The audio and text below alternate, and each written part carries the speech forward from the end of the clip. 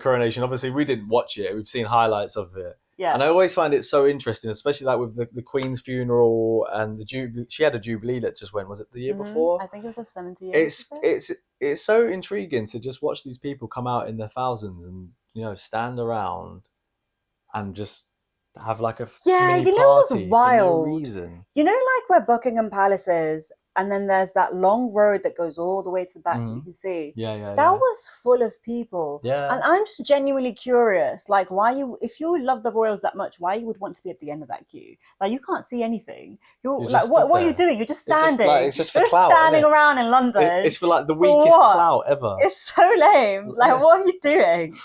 Go It's home and dead watch it on clout. TV if you like it that much. Like you're trying to flex, like, oh, I went to Buckingham Palace for the coronation. Or you stood Like, you next didn't to even get a picture of anything. You didn't stood even next to see a the tree. king. Like, well It's so done. amazing. That's what they're doing. They're literally like camped out on trees. I see this interview. This guy was going around interviewing people, and he was like, "Oh, what do you think of the royals?" And the woman's argument was something like along the lines of, I paraphrase, "Oh, I'd like to see you do." He wasn't even like disparaging them or going against them or anything. She just like started atting him and be like, "Oh, I'd like to see you do their job 8 hours a day, 7 days a week." Instantly, I'm thinking, nobody works 24 hours, 7 days a week. And oh no, it's so hard being so rich and being waited on hand and foot 24/7. But this is the thing. He followed that up with, "Oh, what did they do?" She couldn't answer. Shock. What? So you couldn't do that 24 hours, 7 days a week. Oh, what is it that they do? Her reply was, "Well." And then the chick that she with, because this is an older woman, maybe like 60s, she was with a younger woman, maybe around 30s. And I'm assuming it was mother and daughter. So the interviewer started speaking to the other woman, and basically she was saying like, "Oh, this is just English culture. This is what we do. Some other people do have their culture. We have ours." So the epitome of English culture is what? Is going to like love the royals blindly for not even knowing what they do, and following them to the grave, or following them to the coronation, or following them wherever they go, and spending time out of your weekend or whatever day of the week it is to go and stand around and wave your Great Britain flag and say how much you love the royals to everyone around you, but you don't know what they do. How can you love someone and you can't even say what they do? It's delusion. They're all also hypnotized, brainwashed, delusional, got nothing else to focus on.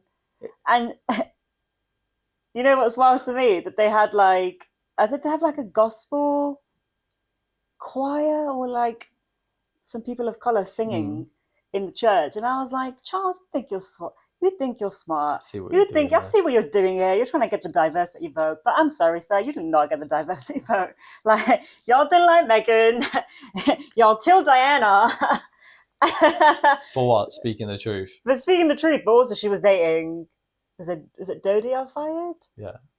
And can't be having a muzzy in the royals. Can't be having a muzzy. Can't be having a brown person in the royals. And no.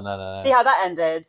And it's just funny. It's funny that they're just trying to manipulate every little way that they possibly can, and every little group that they possibly can. It's like, sorry, I'm not buying it. Nah.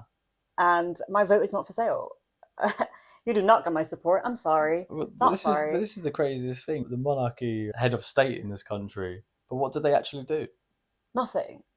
They go around to pubs trying to see what the average person does and pull a pint. I saw a video of like Kate and William in a pub pulling a pint. And I was just thinking, like, why have you chosen to do this? Like, what is the purpose of you doing this? It's mental. But apparently this is kind of funny. Apparently after the cameras cut, he apparently asked if he could take the peg off and peg someone with it. Oh my god! I was like, that's classy. Nice.